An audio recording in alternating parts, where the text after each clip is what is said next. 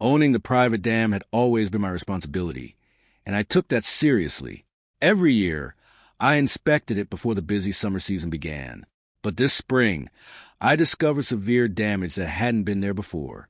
A licensed engineering company completed a full inspection and confirmed the damage needed immediate repairs.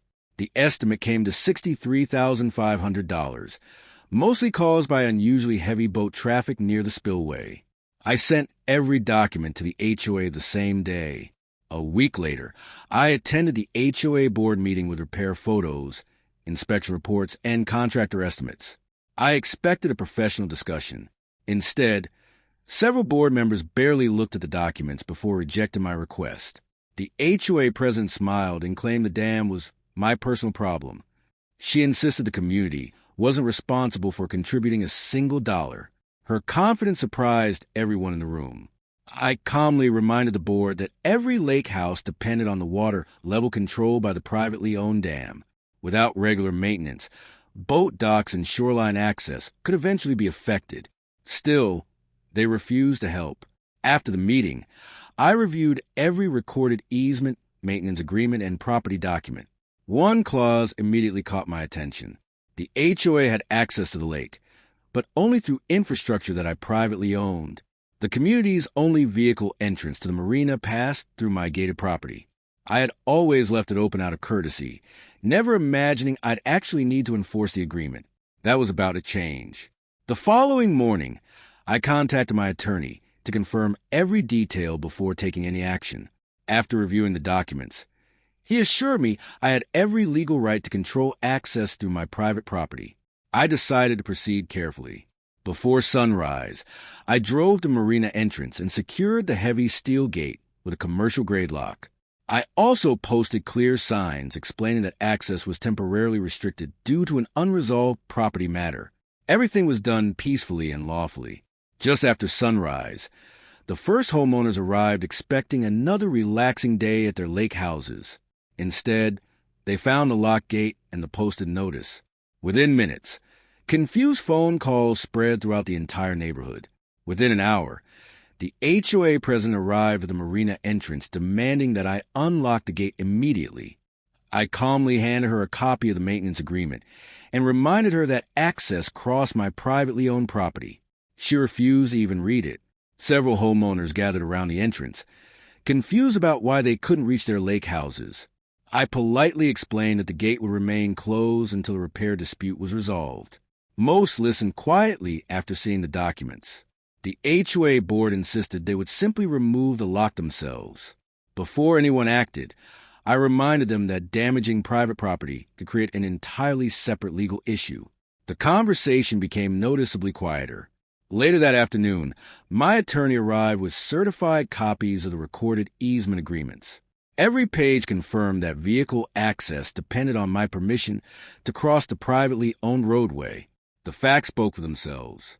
The next morning, county officials visited the property to review the recorded boundaries. After comparing the survey with public records, they confirmed the roadway belonged entirely to my parcel.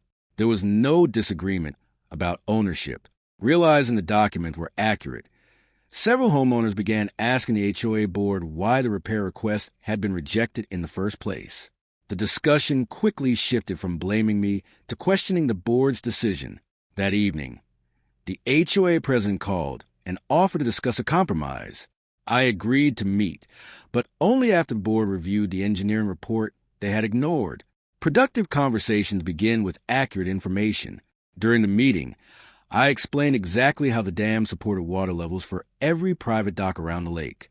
The engineer answered questions one by one, making the maintenance requirements easy to understand. The atmosphere became much more cooperative. After reviewing the evidence, the board finally acknowledged that maintaining the dam benefited the entire lakeside community. They voted to contribute toward the repair costs according to the existing agreement. The disagreement finally started moving toward a solution. Once the written agreement was signed, I unlocked the marina gate and welcomed everyone back. The community regained access, and the repair project could finally begin. Respecting clear agreements had solved what arguments never could. The repair crew arrived the following week and immediately began reinforcing the dam.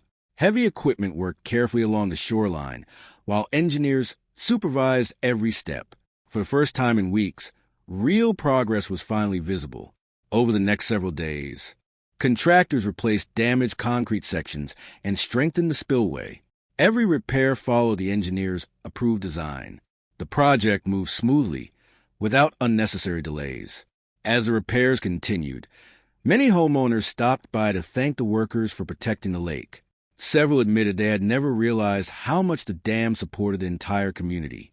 The atmosphere was completely different from the first meeting. The HOA board adopted a new maintenance policy, requiring annual engineering inspections and transparent budgeting for shared infrastructure. Everyone agreed that planning ahead was far better than waiting for expensive repairs. The lesson had been learned. When the final inspection was completed, the engineer confirmed the dam met all required safety standards. Water flowed smoothly through the spillway, and the lake returned to its normal level. The repair project was officially complete. That weekend, families returned to enjoy the lake, launching boats and relaxing along the shoreline. Seeing the community together again reminded me that responsible maintenance benefits everyone. Good decisions create lasting results. Before leaving the marina, I updated the entrance with permanent signs explaining the private access agreement. The information was clear, respectful, and easy for every visitor to understand. Clear communication helps prevent future misunderstandings.